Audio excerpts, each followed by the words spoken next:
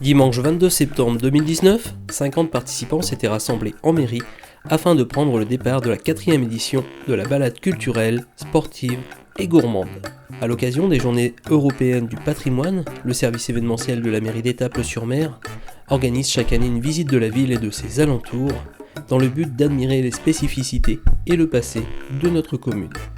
Dans un premier temps, la place du Général de Gaulle, l'actuel hôtel de ville, l'hôtel Ios et l'hôtel Souquet-Marteau ont été successivement présentés par le personnel du musée Quintovic.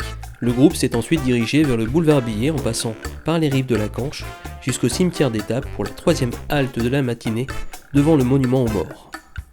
Le lieu a permis d'évoquer également l'ancien château d'Étaples.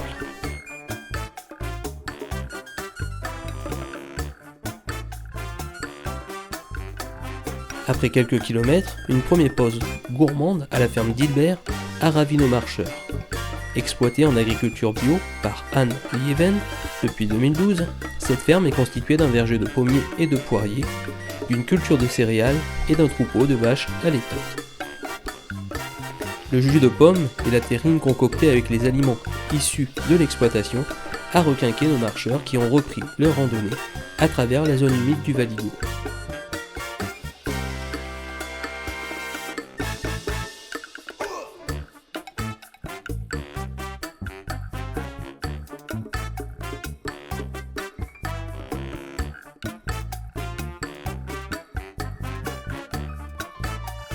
À mi-parcours, le repas cuisiné selon les traditions par l'association Les Bons Enfants a été servi à la salle du tir à l'arc.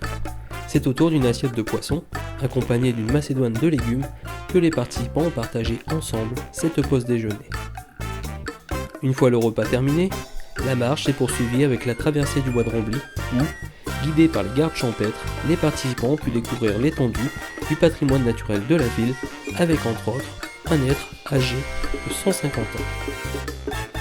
La rencontre s'est terminée aux alentours de 17h au chantier de construction navale Le Prêtre, où le dessert a été servi accompagné de la bière hors pair, dont la recette a été élaborée par l'étapois Thierry Pochet.